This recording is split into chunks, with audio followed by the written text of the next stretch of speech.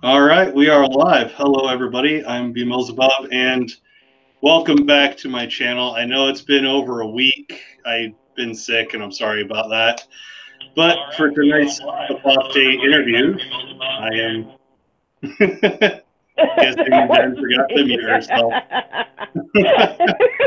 But yes, for tonight's interview, I have Jen with one N. How you doing, Jen? I'm doing okay. Right on. That's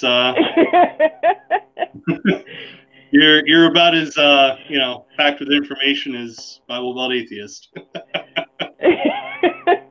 you care to expand on your okayness? I'm okay.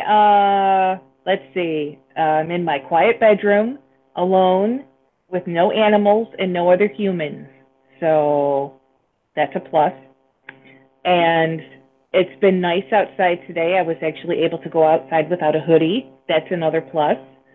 And I can walk because my back's not like screaming at me. So that's another plus. But I haven't had dinner yet because Alan is not yet back from the grocery store. Oh, you better get on there. I know, I will later. I'm not going to die. All right. So I like to start out all my interviews by having my guests talk about their channel a little bit. So tell us about your channel. Okay, so my channel is typically me going through the alphabet, A to Z, or Z if you're Canadian or English.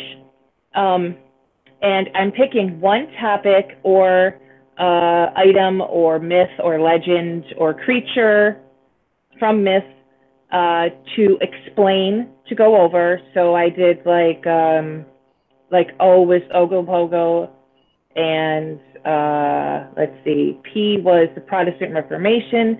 So stuff like that, like things that people kind of know about, but maybe they don't know everything about it. Or sometimes, like the Ogopogo thing, you probably never heard of it before if you're not from that neck of the woods. And so right now I am working on R, and I honestly have like 3 options. I haven't narrowed it down yet. So before I do my R, though, I'm working on another video for my other little side project, my little Specks of Discovery, which is my little fun, completely not through the alphabet series, which is the best part, I think, is I get to be silly. So I use my computer avatar for that, and I cartoon myself, and I go through strange things like 5 facts you didn't know about Niagara Falls, because I live here. I live in Niagara Falls, and some people just think it's a waterfall, but it's a lot more than that. And the other funny one I did was the funny place names, and the other one I did was comparing somebody that is not a nice person to Trump. So stuff like that. So I'm working on another Speck of Discovery right now. It's in the works. I'll probably have it up tomorrow or Tuesday. But that's about it. I like to be informative. I like to give people something to think about, and get their little motors running in their brains a little bit. So that's about it. All right. So what religion did you grow up as? I grew up in a fundamentalist Baptist. It's like Northern Baptist or like First Baptist as opposed to Southern Baptist. It's very conservative. It's like 3 steps back from like Steven Anderson's whole group.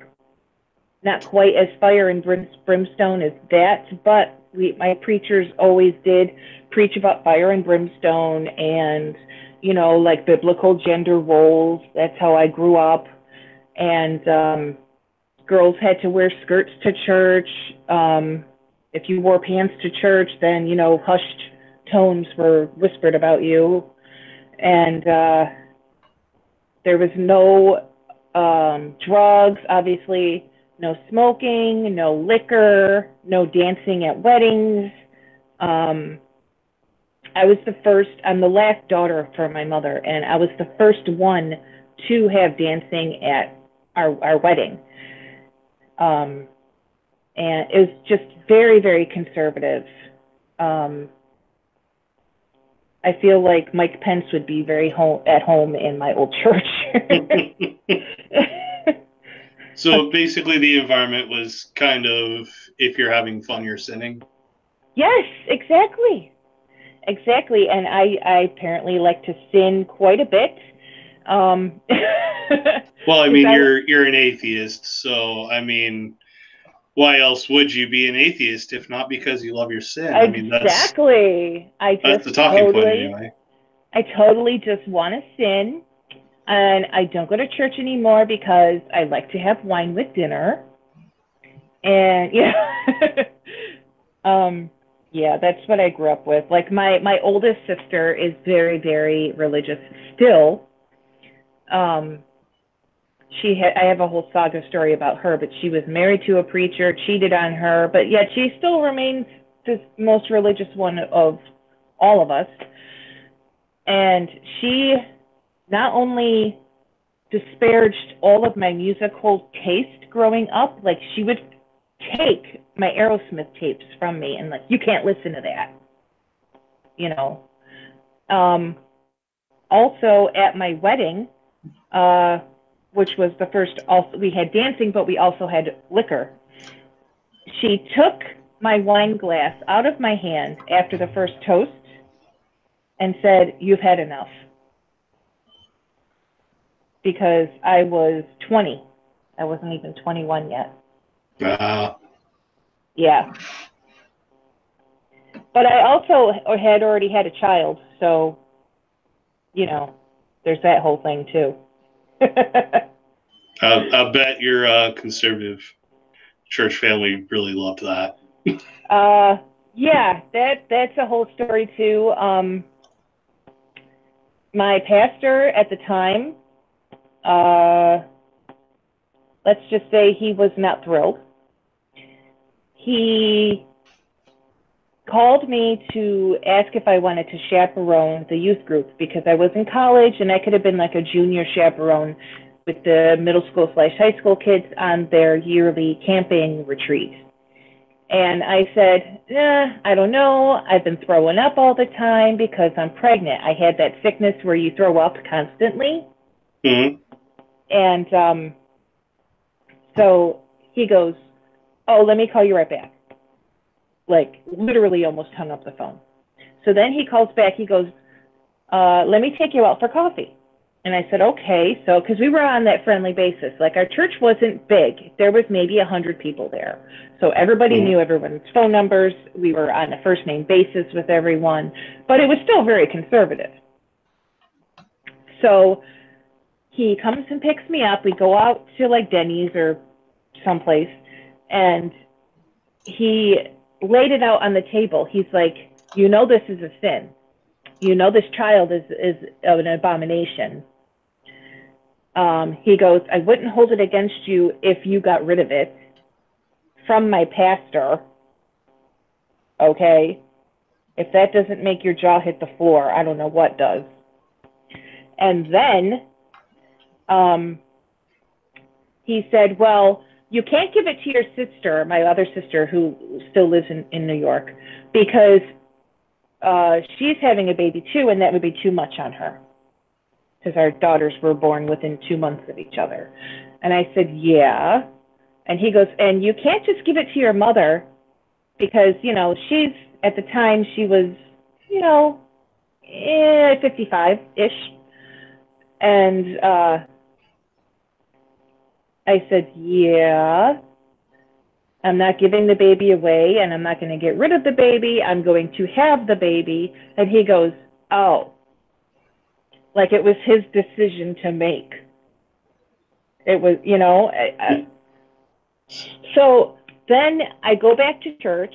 He had told the entire congregation that I was pregnant and that I did not heed his advice, that I was keeping the baby, and that I wanted to step down from all my duties. I never told him that because I was choir director. I was teaching children's church. I was in the nursery. I was doing a bunch of stuff at church.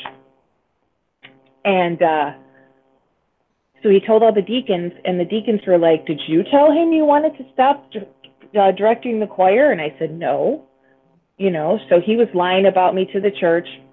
So then, 7 or 6 months later, however many months later, I had the baby. And he told me that I had to stand up in front of the church and apologize for having a child and not being married.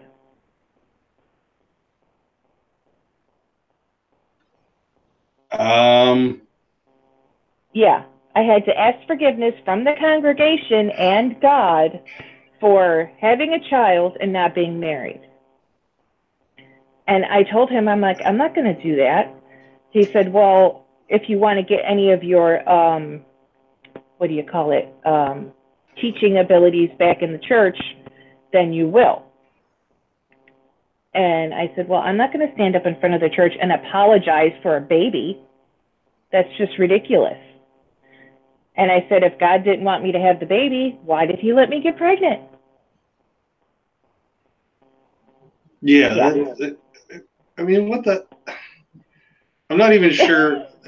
Like, first of all, there is no reason to apologize to the congregation because, you and another person did the horizontal monster mash. Mm-hmm. And secondly, how would you even phrase that? Right. Like, I would just be as salacious as I could manage. You know what I mean? I just do it in the most ass way to be funny. I would have been like, well, Alan's boys really know how to swim. So, yeah, so then so that was Melody. She is 22 now, and engaged to a Catholic. And so I had her, and then my sister had her baby in December. I had Mel on Valentine's Day. And we wanted that spring, Easter, we wanted them to get dedicated together. There was like another baby or two in the church at the time too. And the pastor only did dedications like twice a year, like once near Easter and then once again, in the fall. Mm-hmm. So, you know what a baby dedication is? Is it anything like a baptism? It's kind of like a christening without the water. Okay. Or it's the same gist. So, because in the Baptist church, you choose when you want to get baptized. They don't baptize babies. You have to, you have to go and sign up like with the preacher and have talks with him, and then profess your faith and all that stuff, and then get baptized when you're able to understand it. And that can be from age like 10 all the way to 50 or 60 or 70, like whenever. So anyway. So me and my sister signed up for the baby dedication on Palm Sunday. It was the Sunday before Easter. And you don't really buy like the christening dress, like the big white christening dresses. You just, put them in a cute little dress. So we had the cousins in these cute little matching dresses and sweaters that my mom had bought. And when we get to the church, the pastor's like, oh, I thought you knew that I couldn't dedicate Melody because she's a bastard. Yeah. That's appropriate. Yeah. And not only that, she's a bastard and she's doomed to hell without any possible helping of like I could pray over her and bless her and everything. And she's doomed to hell just because she's a bastard. Yeah. The same pastor who told me that abortions were okay told me this. needless to say, he didn't last for another, he was gone within 2 years. Sounds like he stuck around for too long, but... Yeah. Yeah, so after that, I was heartbroken for obvious reasons. And we were planning our wedding. And we wanted to get married at my church, my mom's church. And the pastor also said he could not perform the ceremony because we already had a baby.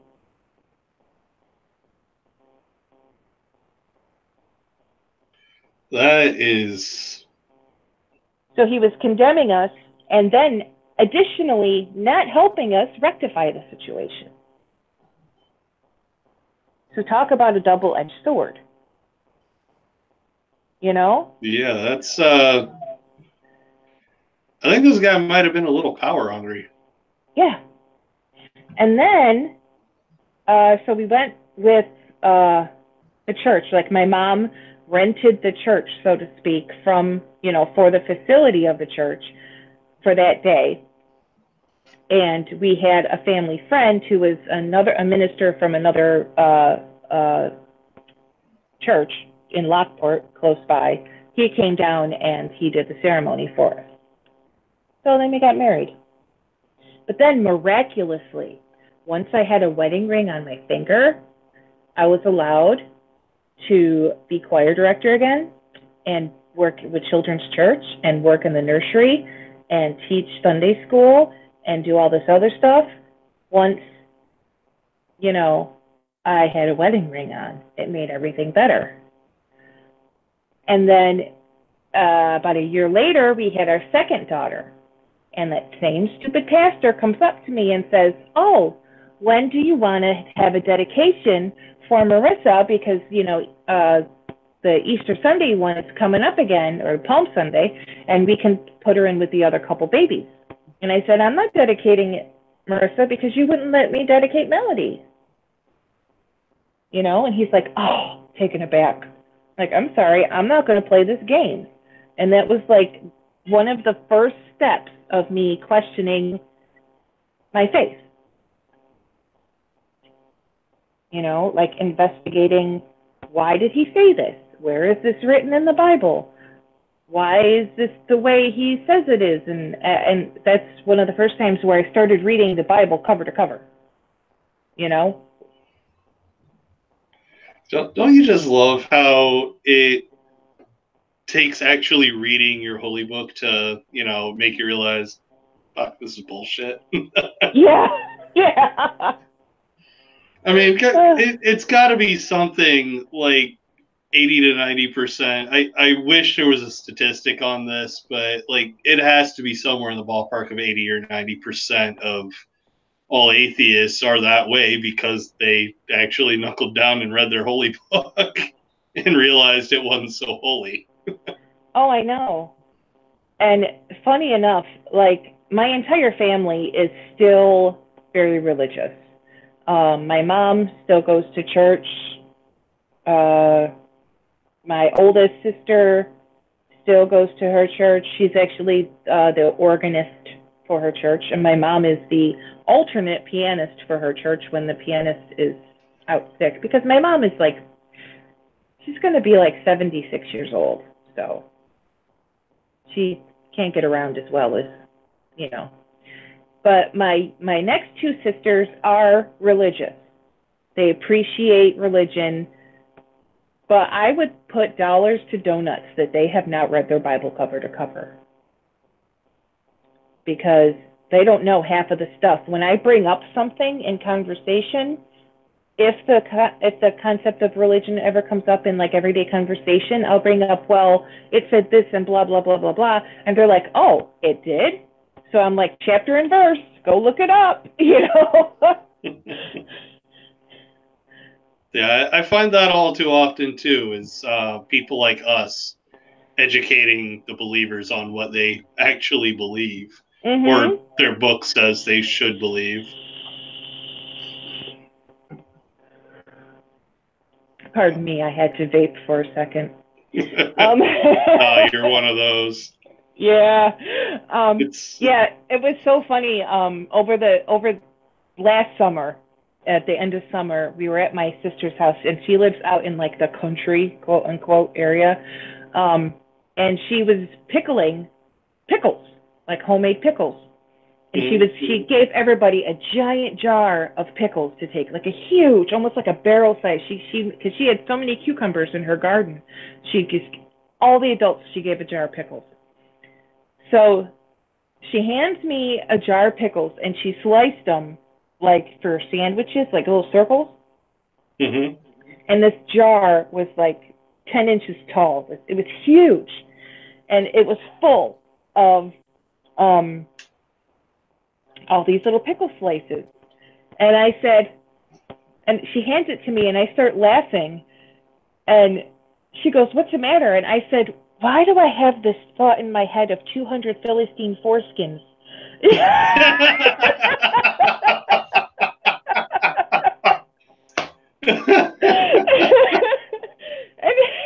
I was laughing, and she's like, "What?"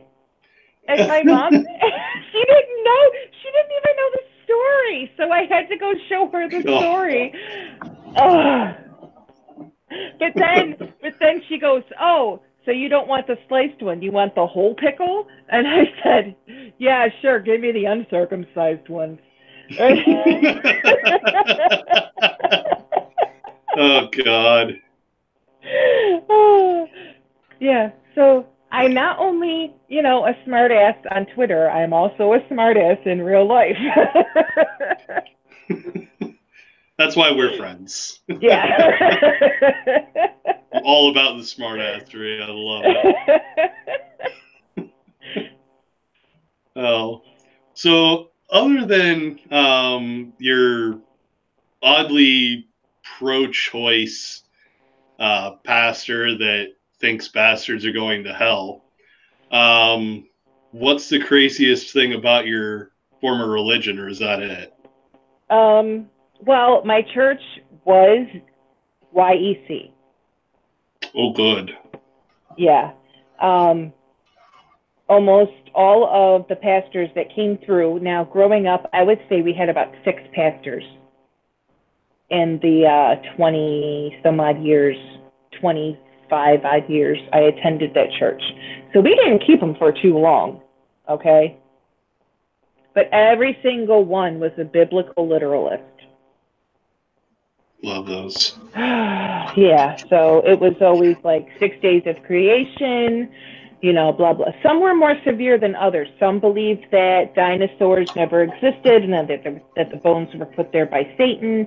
And others believed that, they could rectify, the dates and ages. Do you know what I mean? Yeah. Yeah, but like all my Sunday school teachers were very much biblical literalists. And if you ask them, did this really happen? They're like, of course it is. It's written in the book. Of course it happened.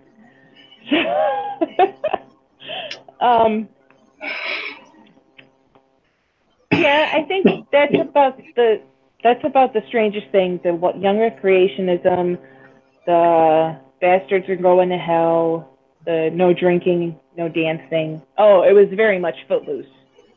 Like no drinking, no dancing. See, and that's interesting because throughout the Bible, you see drinking being used as a celebration constantly. I mean, Jesus turned water into wine, and if the dude they worship is cool with drinking, what the hell's their problem? Right. And our communion. You know how like in a typical like Catholic church, you grew up Catholic, obviously, right? Yeah. And you would have to walk, like you line up and you walk up the middle and you go to the priest and you get your wafer and your wine from the priest or the Eucharist minister. Is that what they're called or something? Whatever, whoever helps them. But in the Baptist church, they brought it to you. So they had a tray of crackers they passed around like a reverse offering plate. You would take a cracker and pass it on to the next person. And then also they had a tray of like tiny, tiny little shot glasses of grape juice. It wasn't alcohol, it was always grape juice. Sometimes it was cran grape. Those were the good Sundays. And they would pass them, or you'd have to take one, and you had to sit there and hold it, and then they'd read the Bible verse, "This ye do in remembrance of me," and you'd eat the cracker. And then he'd said the other part of the verses there, and he goes, "This ye do in remembrance of me," and you drank the little thing of fake wine. And then you had to, at the end, there was a receptacle as you left to put your like reusable little tiny, tiny shot glasses in. They were like a half of a shot. Mm-hmm. And I remember being on the cleanup crew for that a couple of times with my mother, and they were all hand washed and dried and reused the next month. And communion was only once a month. It was always the first Sunday of the month. It wasn't every Sunday, because as you can imagine, having people passing it all out took an extra 15 to 20 minutes, and the guys got to get home for their football. That's true. Talking about, yeah. I mean, our services went an hour and 15, an hour and 20. With communion, it was easily an hour and a half. Jesus. Yeah, and that was just daytime church. And Sunday school was before that. So Sunday school started at 9 o'clock, and then Sunday school was like 9 to like 10, 10:30, and then there was a break in between where you could have some coffee, and they would have like every week a different church mother would bring like cookies or donuts or something, and then services started at 11, and that went till about 12:30-ish, got to get home for that 1 o'clock kickoff. And then there was night church, which started at 6 o'clock. And only the most devout ever went to night church as well as day church. Yeah. So it was all Sunday. No, that's too much work. Yeah, it was all Sunday. Yeah. I can remember the feeling I would get dreading Sunday, because we never got anything done, which was good for the kids because there was no chores on Sunday at home. Like my mother would never say, "Go clean your room," on a Sunday. But we would have to get up, bustle around the house, get everyone out the door, get to Sunday school. And then we would have to stay through church. And then after church, if it was a special day, we would go out for lunch. If it was a normal day, we would go home and we would have to help Mom get everything out for lunch, which was dinner on Sunday, which was the big meal. It was almost like Thanksgiving every freaking Sunday at my house. And then we would have, by the time we cleaned up from that, sat down, had a cup of coffee or whatever, it was time to get back together and go to night church. And then we were home by 8 o'clock, just in time to get a little snack, finish up any homework I had, and go to bed. So it was like, it was an all-day thing. No, that's too much. It did get to be a bit much. I really started to resent it by the time I got to high school, Yeah,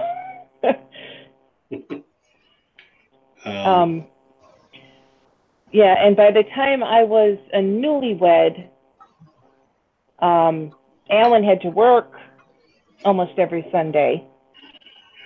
So I would just bring the baby or babies to church with me, and we would do that just like my mother brought me up to do. We would do that, bring him to church, blah, blah, blah, put him in a cute little frilly dress with tights and patent leather shoes and show off your best outfit, because that's what really counts. And, does your daughter have cute little curls like mine? No? Oh, that's so bad. Everything was a competition. Everybody was whispering about everybody, like, can you believe that she wore pants? To, can you believe that so-and-so, is dating a younger woman? to, can you believe that so-and-so has never gotten married yet? You know, everything was whispering behind everyone's backs, and it was, oh, well, you know how much that dress cost her, right? Mm-hmm. Yeah, it was any typical trope you could think of. That's what it was. See, isn't there some kind of an admonition against gossip in the Bible? I seem to vaguely remember something. Something like that. Yeah. I'm going to look because I know there's something. I just can't think of where it is or what it says offhand. I think it's in a list of 10 somewhere.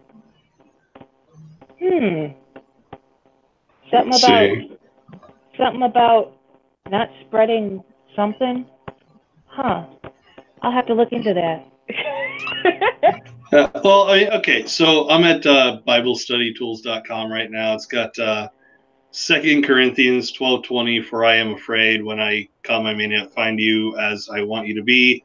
You may not find me as you want me to be. I fear there may be discord, jealousy, fits of rage, self-ambition, slander, gossip. Okay, that's not so focused on gossip. Ephesians 4:29, do not let any unwholesome talk come out of your mouths, but only what is helpful for building others up according to their needs, that it may benefit those who listen. That's pretty, obviously against gossip. Next one's false witness, not gossip. Well, yeah, that's... Oh, they're going to love this one. James 1:26. Those who consider themselves religious and yet do not keep tight rein on their tongues deceive themselves, and their religion is worthless. Oops. Ooh. Yeah, so, I mean, if we're talking about biblical literalists and, fundamental young earth creationists, yeah, kind of fall into that category. Their religion is worthless. Their own book says so. Yeah, not to mention some of my pastors, especially the last one. He was into a lot of weird conspiracy theories too. Oh, good. Yeah, he thought that the Bimini Road in the Bahamas was actually Atlantis. Come on. Yeah, I'm not kidding. He thought that Ellen DeGeneres was out to poison the minds of all the children because that's right around the time when she came out. And he told us to all boycott CBS because that's the channel her talk show was on. Jeez. And he did, for a 6-week stint one time when I was in college. Okay, I was in college to be a music educator. Okay, he had this on cassette tape seminar that he did for 6 weeks straight for night church, which we had upstairs in the banquet hall where we could sit and have tables and chairs. So he put the VHS tape in, and it was all these crazy conspiracy theories about music. Yeah, he like satanic panic stuff. Crazy, like you play the record backwards and it tells you to sacrifice your firstborn. And Satan. Yeah. And it threw everybody under the bus, from the Beatles to AC/DC. My favorite part was there was a video up on the screen of Prince, and I couldn't control my laughter when the video said this. It said that the electric guitar is Satan's phallic. It said that the electric guitar is Satan's phallus? Yeah. I'm picturing an electric guitar in my head, and I'm not seeing any resemblance. That's what the video cassette said, and I just remember cracking up and like not being able to control my laughter. I mean, maybe like okay, so I have one myself, so I may go check, because I don't want to get banned from YouTube. But I'm gonna have to take a look at myself later on and see if there's any way I can, shape it to look like an electric guitar, because I just can't picture it. It doesn't make sense. It was bad. It was it was almost Kent Hovind bad, like this video series that he showed. Yeah. Now I've got that song Logic would play for when he was taking down Kent Hovind. Mm-hmm. You're a fucktard, aren't you, Kent? Now that's in my head. Thank you. Yeah. So, and a fun fact: my niece, who is she's almost 30 now, my eldest niece, she grew up in Michigan, close to where Matt Powell is, and they went to a very fundamentalist Baptist church there also. When I went out there for a couple holidays, we all had to go to church, and they lived right across the street from the church, so you couldn't skip, But anyway, so they moved back, and we went out to dinner, me and her mom and my girls, and all the girls went out, and somebody brought up the Ark Encounter, and I said, yes, but Ken Ham isn't nearly as bad as some of the crap that Kent Hovind said. And my niece looks at me and goes, why does that name sound familiar? And she looks at her mom, and they said, did that guy go around touring churches? And I said, yeah. And they said, oh my God, like it dawned on them. He toured their church, like he went to their church and did his spiel. And I literally dropped my drink. I'm like, you have to be kidding me. And she's like, no, is he kind of dorky? And I'm like, yeah. So I'm just glad Kent Hovind never got to come to my church, because he would have fit right in. Would have fit right freaking in. And then after my pastor B, I'm going to abbreviate his last name, he has died, so like I can't really, he's not going to hear about what I have to say. But after he did this whole spiel, the 6-week program on the dangers of music and everything, they were looking for a new house, so they bought a house 4 doors down from us. And I swear to God, they were looking in my garbage, because every day at church I would go and he would literally be preaching at me. Jeez. Like he would, like, the one time, I swear we had like a bunch of like beer cans and stuff out for recycling. And don't you know, the next week he was talking about, don't drink, it's bad to drink beer and blah, blah, blah. And then another week, I swear to God, he saw me on my back patio, which is the only place I smoked. He saw me having a cigarette. And don't you know, the next week, he talked about how cigarettes and stuff like that are vices, and it's all from the devil and blah, blah, blah. So it's like I think I was his example for probably 6 to 8 sermons.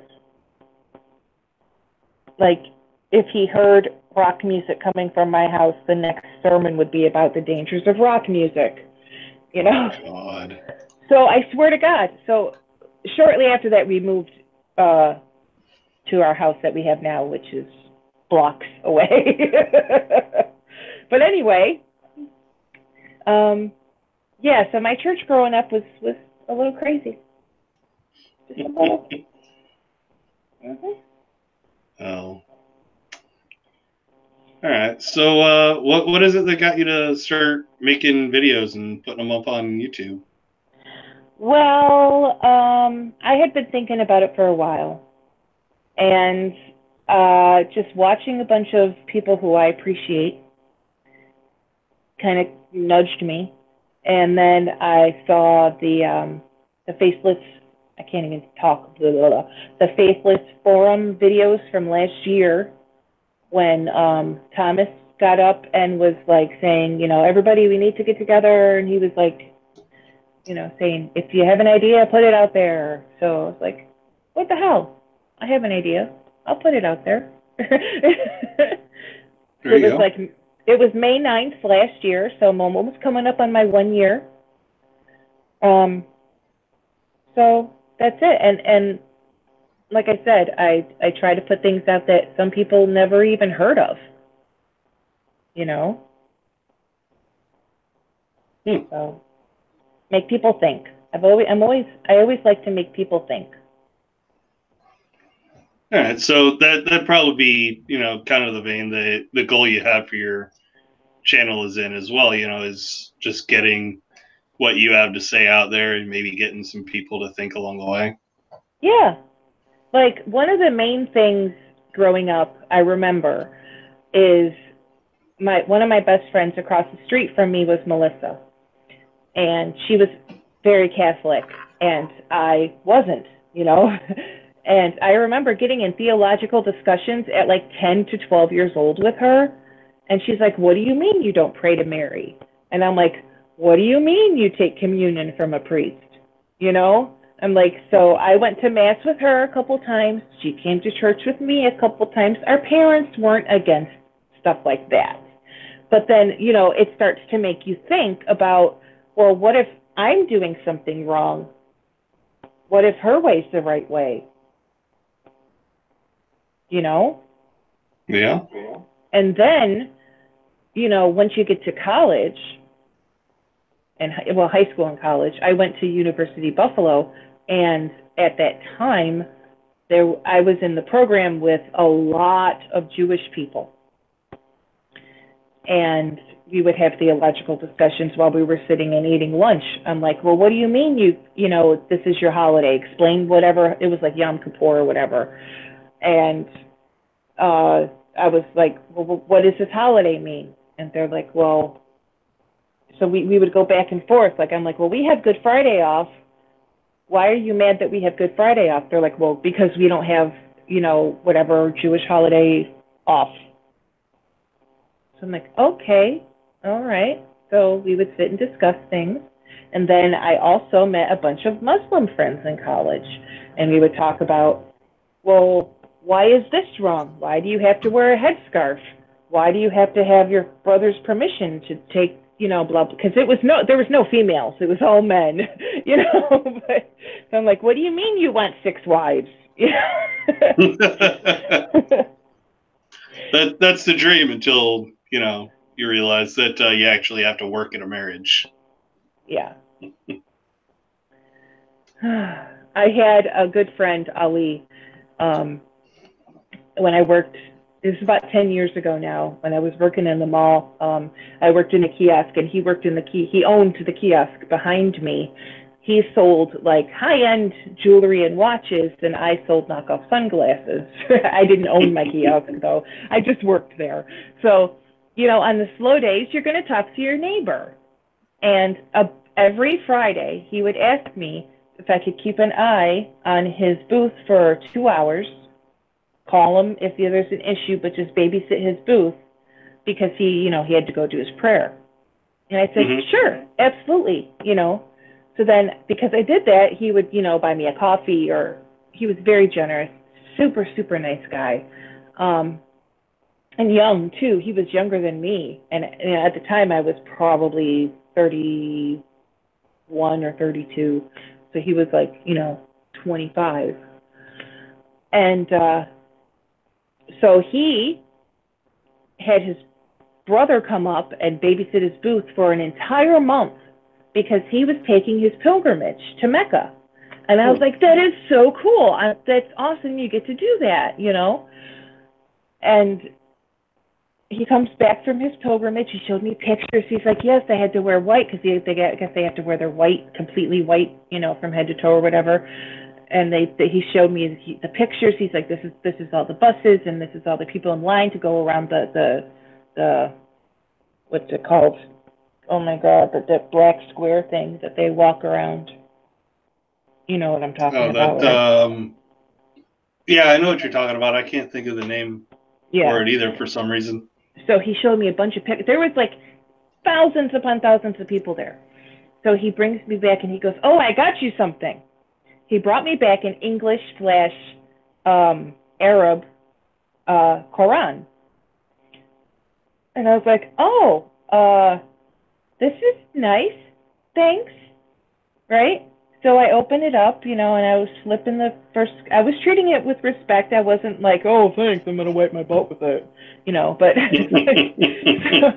so I was flipping it open and I was like, oh, because I was looking at it. One column was in Arab and one column was in English.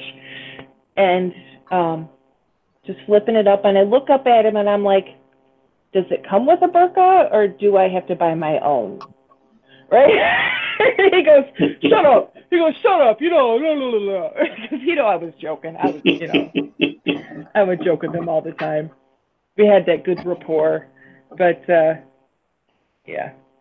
He would call me, oh my gosh, I forgot what he would call me. Oh gosh. Not a heathen, but, whatever derogatory term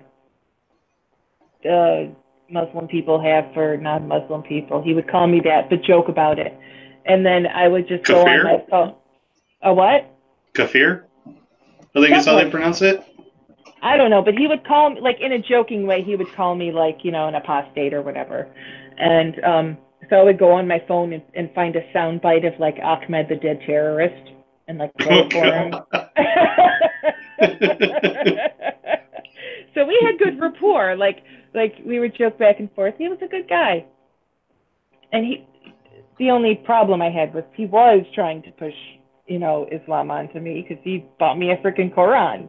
But I actually gave it to my daughter's social studies teacher because she didn't have one. And that was the grade where they were studying the Middle East and Islam and stuff. And it was a good reference book for her to have. So I gave it to her. I'm like, I don't need it. If I want one, I'll go buy a new one. But this one's in Arab and English, so you can actually show the kids, this is what it looks like. It's a cool thing.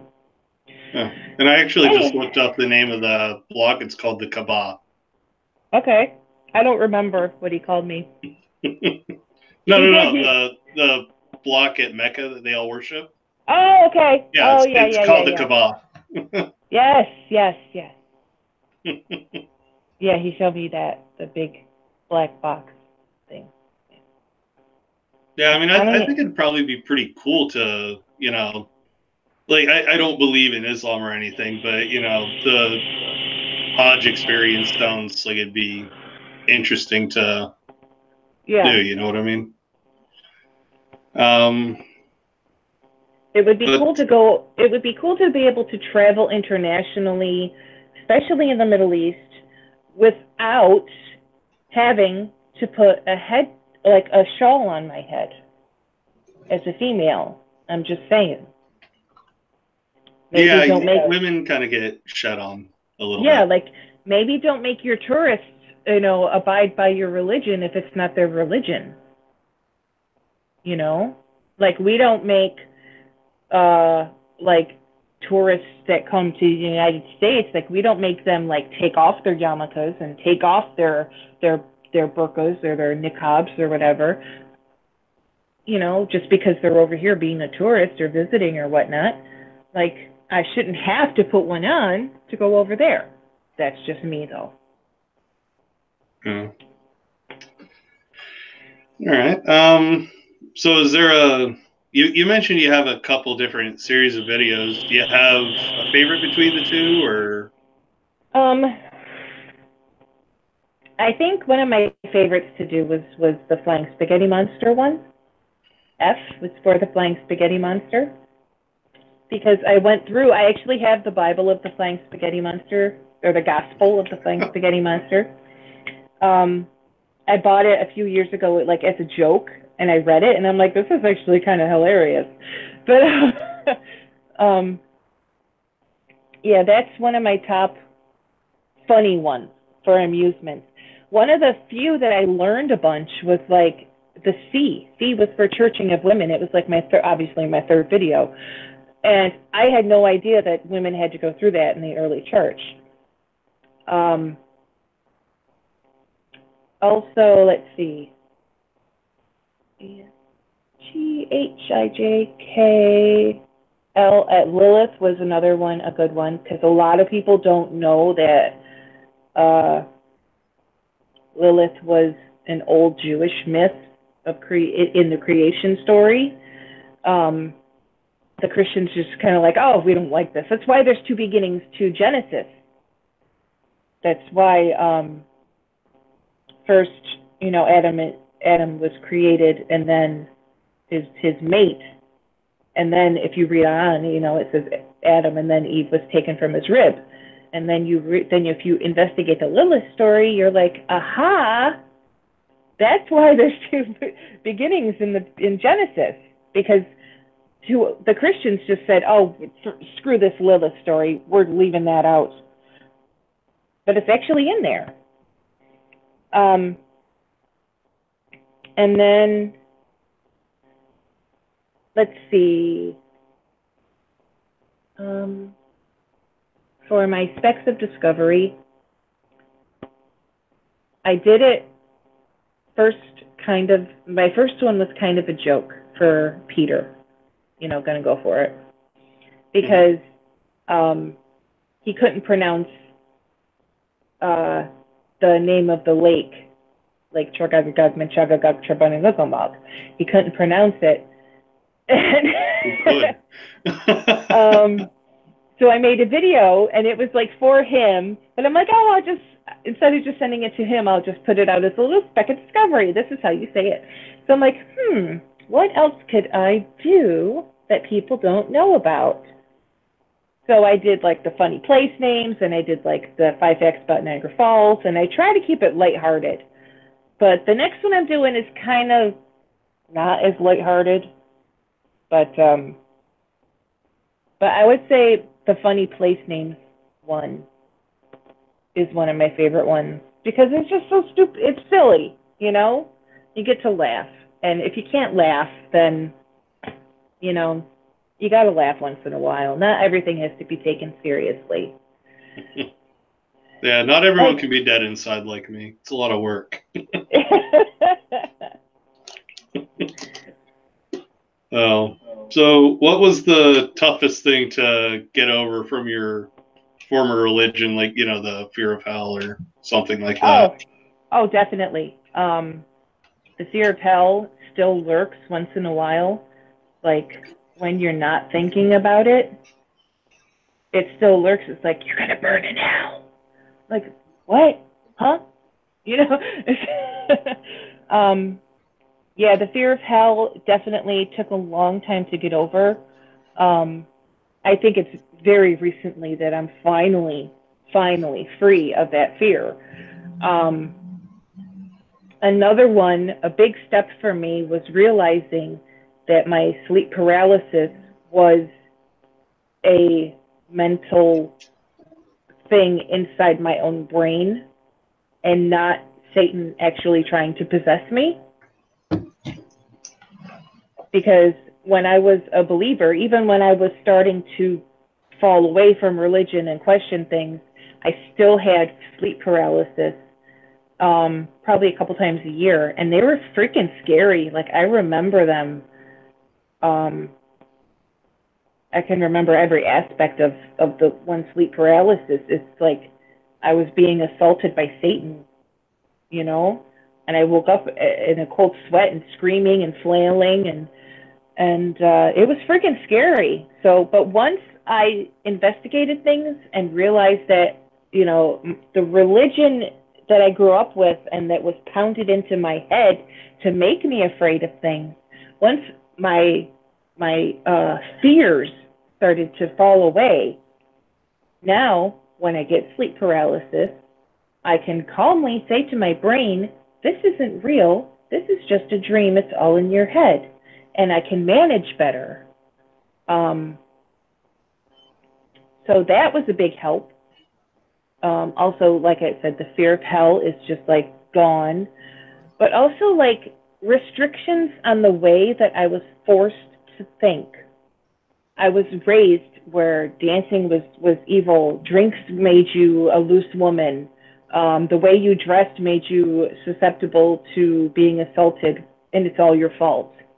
Stuff like that, and just bodily autonomy. Like I was in the pro-life party, registered voter pro-life party, and now I am staunchly pro-choice. You know, yeah. So breaking away from, like I said, what was pounded into my brain lets me be my own person now. I'm allowed to think certain things. I'm allowed to have opinions on certain things. I'm allowed to like things that I was forbidden to even consider liking. Do you know what I mean? Yeah. This might sound like a silly question, but considering the fundamentalist kind of background of your church, I wouldn't be too surprised if the answer was yes. Did they ever try to do faith healing to get rid of the sleep paralysis? No, because I never told my pastor about it because I didn't want to be exorcised. That's fair. Because he wouldn't say I was possessed to well, he might have said I would have had like a Jezebel spirit or something in me. Or that I had opened myself up to demonic forces.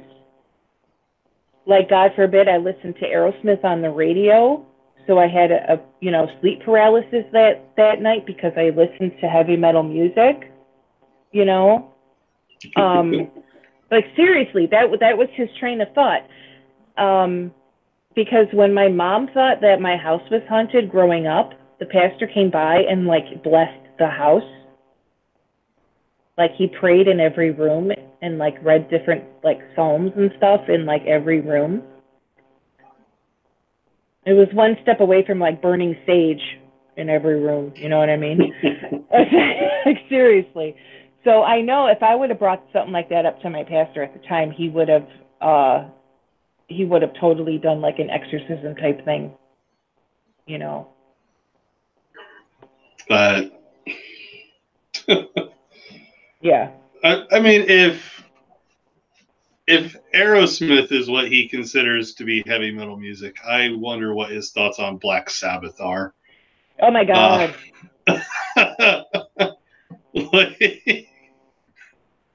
Did Black Sabbath come directly from Satan? I'm sure Ozzy Osbourne would love to say yes to that. I'm sure Ozzy Osbourne was considered like Satan himself, you know? I mean, I'm sitting in my bedroom right now, and I'm looking at a full-size flag on my bedroom wall of Iron Maiden. So, like, we bought a flag at the last concert, you know? It's Big Eddie on my wall. Nice. Yeah. Yeah. But it's freeing now to know that the other that I was never allowed to experience growing up is not the boogeyman. No, in fact, all these things you were brought up to fear are actually kind of fun. Yeah. In moderation, particularly with the, alcohol, but, right. It's not scary. It's fun. Yeah. But, yeah, so the way I like to start and end every interview is with my guests plugging their own channel. So, okay. Yeah, why don't you tell us about your channel one more time? All right, so you can find me at Jen with one N on Twitter. I am at I Wear Crocs a Lot because I wear Crocs a lot. And I do. I have a Weird bunch fashion of them. choice. I know, but you know what? They're freaking comfortable. So, and they make more than the stupid clogs that everybody's like, oh, they're so ugly. Like Alan today was wearing Crocs sneakers. They make full sneakers. Um, like, and they don't look plasticky like that. So, you know, I know what you're thinking. But anyway, so yeah, you can find me on Twitter. I'm sure everybody already is following me. And on YouTube, I am Jen, like with, and then underscore one underscore N, because there's quite a few Jens with one N on YouTube. It's crazy. If you just like type it in, I wouldn't even pop up. Like you have to be specific. So yeah, that's about it. I don't have a Facebook. I was on Discord for a little while, but I had to delete it off my phone for space. That's about it, really. Yep. And Hashtag Heathen just shared the link to your channel. Cool. In the chat. And everyone, you can also find relevant links to Jen with one N down in the description box below, her Twitter and her YouTube channel. And they're both correct. I checked. So, yeah. So follow those links. Give her a follow on Twitter. Give her a subscribe here on YouTube. Yeah, thanks for coming on and talking, Jen. I appreciate it. And everybody, let me know what your favorite video is of either of my series, just so I know I have a little feedback, you know? Because people say, no, I like it, but I just want to know, like, where I should keep pointing. You know what I mean? Yeah. Yeah. All right. All right. Well, yeah, thanks for coming on. It was awesome talking to you. This was super fun. Super fun. Yeah. Really liked it. A lot of good jokes coming in here. So but yeah, so that'll do it for this one, everybody. Like I said a minute ago, all relevant links are in the description box down below. So head over to her Twitter and her YouTube channel and give her a follow on each. Be greatly appreciated. She makes some great content. Thanks. Yeah. Take it easy, everyone, and I'll see you all in the next one. Bye.